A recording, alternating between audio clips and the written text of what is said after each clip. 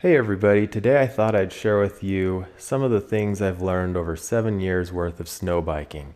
And I'm going to share the two most important things first.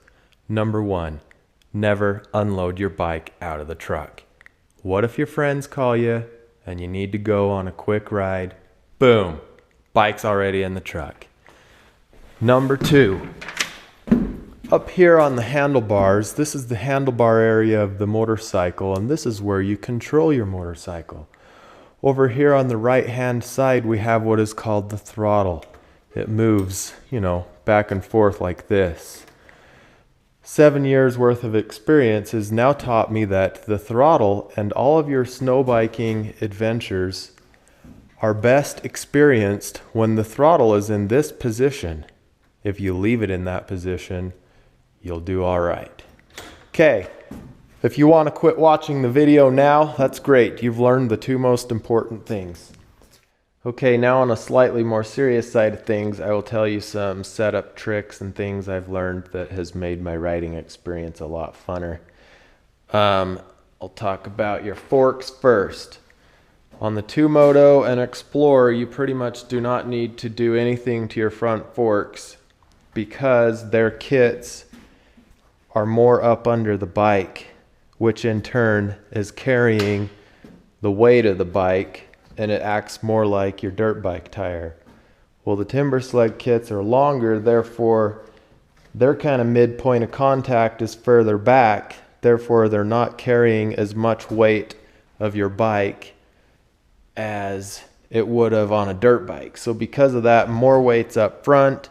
That in turn puts more weight on your front forks, and therefore you need to put different fork springs in your front forks to keep your bike held up where it is when you normally ride.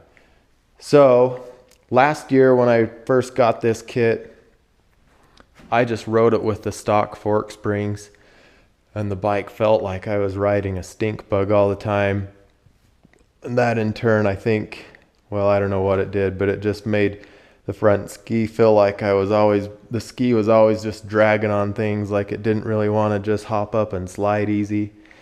Anyways, this year I found the stiffest fork springs I could find. They're 0.52, I think stock is 0.48 kg.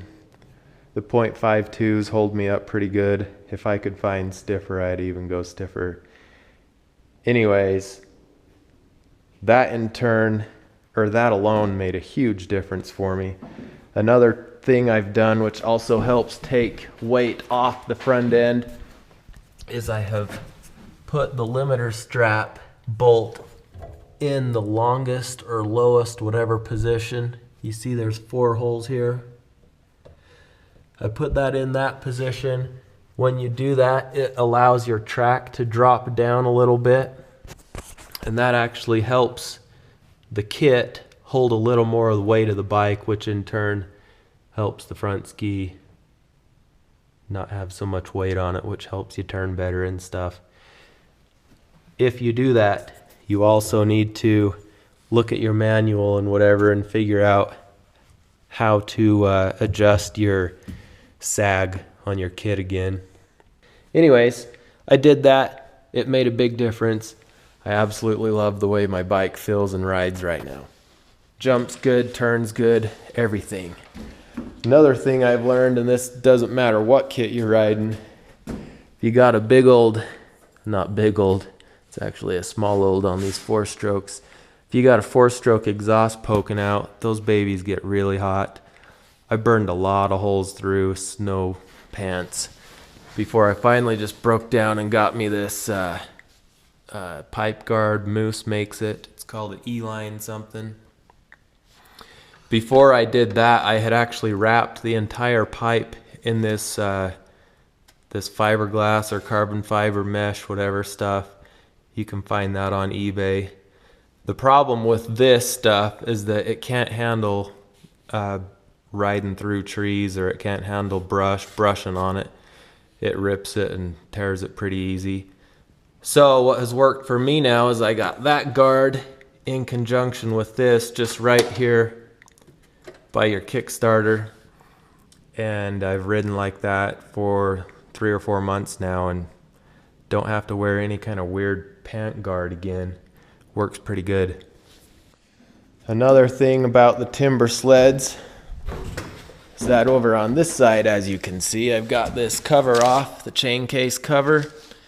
They do recommend you pull that off after every ride because water does get in there. You don't want water sitting in there on your chain. So I did that. Also, I greased my bearings, just whatever the manual says. This bearing, this kit is a 2013.